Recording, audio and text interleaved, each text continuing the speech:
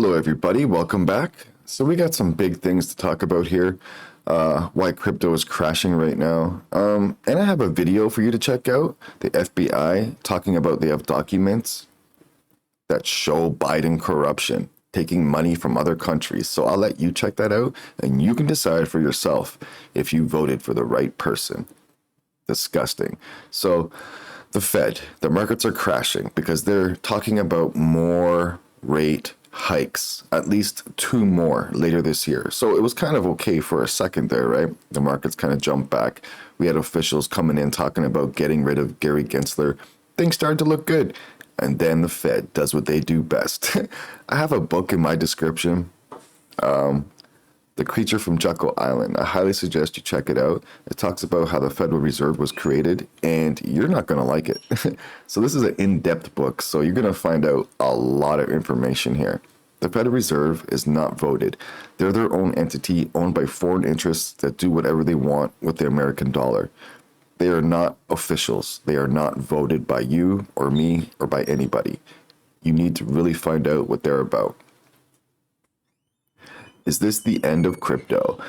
This U.S. congressman hopes so. So this is why we need to have like our voting power.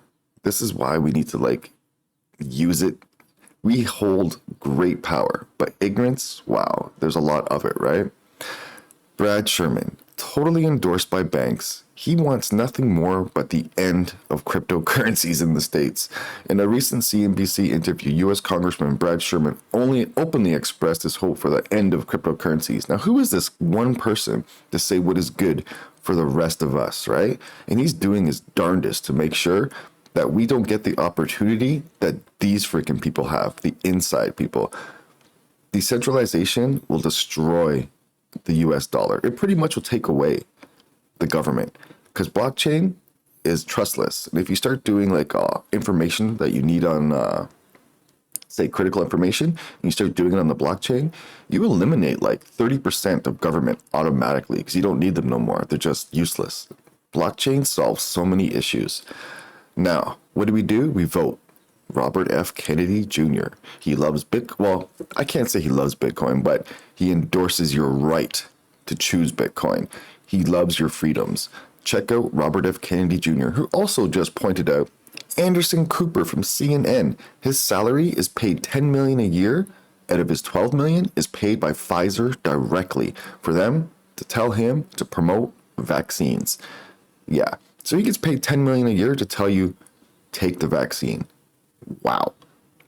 And I think we all know from knowledge why they're not that good.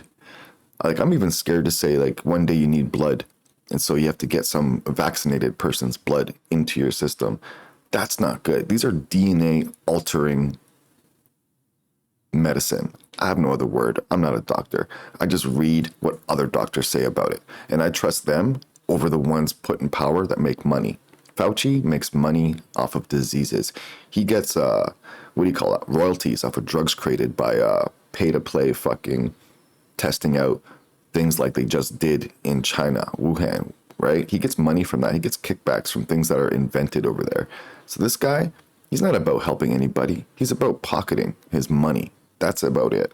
And Rand Paul calls out Fauci all the time. Pay-to-play. Has nothing to do with logic. All right, so that's a bit of a rant. But hey, these are the people you voted for, right? Biden, Sherman, you put all these people in power. Why? Because you didn't do a goddamn thing. So now it's time to step up and do something. Check out The Creature from Jekyll Island. Check out this video I have for you right now. And man, let's get on the ball, people. We have the power, not them. Let's get things done right for once. You're still early. Play hard. Trade smart. Thank you, Mr. Chairman. Mr. Abadi, let me just stay with you. You just started to answer Senator Blackburn's question that not releasing the 1023 or talking about it as a matter of life and death. Question of life and death, you said. Explain. It is potentially a question of life and death For whom? With regard to the source of the information. So, okay, so now we've confirmed that the document exists. That's progress because the FBI director initially denied that it exists. Why did he do that? We have already and previously acknowledged the existence of the documents. Yeah, after you first denied it. Now, when a member of this committee read it, right? The FBI director, let's just get the record straight. The FBI director initially said it doesn't exist. Then Senator Grassley said, I've read it. Then he said, oh, okay, well, gotcha. I guess it does exist. Now you're going back and forth with members of this committee, what's in it. Why don't you just release it? Is it classified? The document is not classified. Okay. Will you commit to releasing it? Senator, we'll take that back and we will work with you in this committee.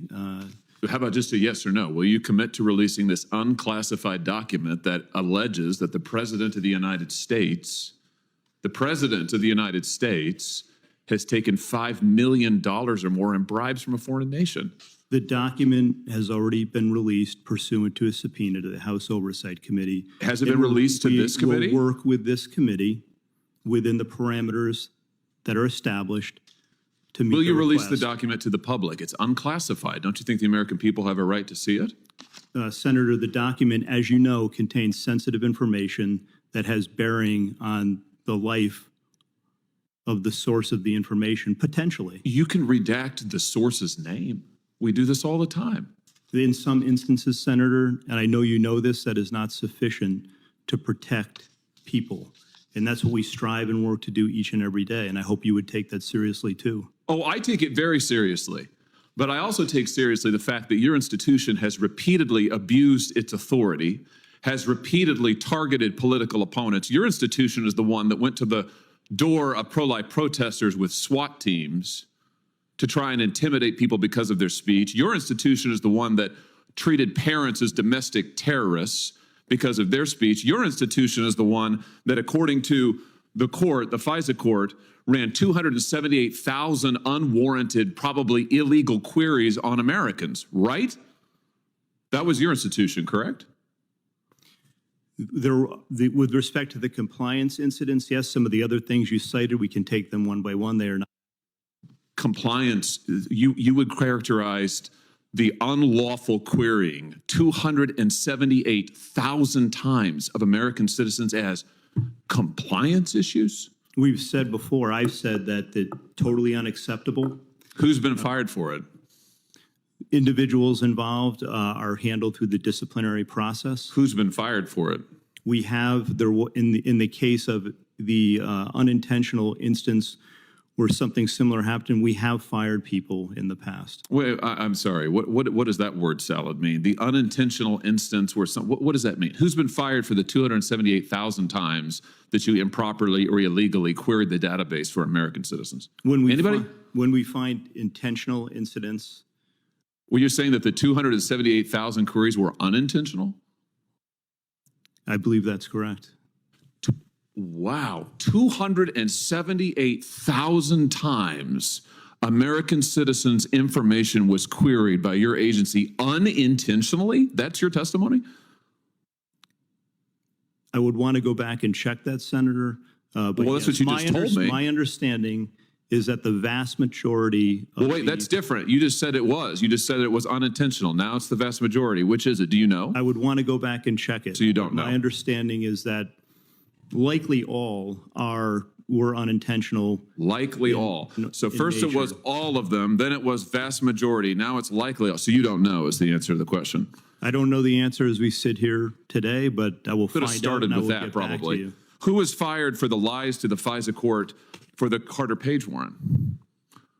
Who was fired for that? Anybody? Has anybody been held accountable for your institution deliberately lying to a FISA court to get a wiretap on an ongoing presidential campaign? There is an ongoing disciplinary process with respect to individuals involved in that. Here's the deal. You're back in front of us asking for the reauthorization of extraordinary authorities. Multiple courts have uncovered extraordinary abuses perpetrated by your agency. You are at the same time concealing information about serious allegations made against the President of the United States, even as your institution also targets his chief political opponent in an unprecedented way. Why would we ever give you the blank check that you want to continue surveilling American citizens in an improper manner? Why would we ever do that? Senator, we're here to talk about reforms today. I did get confirmation that the query... No, we're not. We're here to talk about the reauthorization of Section 702. Why would we reauthorize it, given your track record of abuse and illegal improper surveillance and political targeting. Why would we do that? Why would it be appropriate for this body to do that? We've made significant reforms and implemented corrective measures. We've seen significant progress as a result of that, Senator. The So you queries say. that you mentioned early were in fact unintentional. That's what I was just told by my counterpart. That is an Clarify amazing. the earlier question. So your testimony is the 280,000 queries of American citizens was unintentional. That's your final answer? That's how they were assessed by that team that did the review. I'm not satisfied with that. That's Yeah, I why don't believe we've that at all. implemented further measures, as I announced earlier today. Yeah, I don't believe that at all. And frankly, we've heard from your agency 1,000 times that you're going to do better, will do better.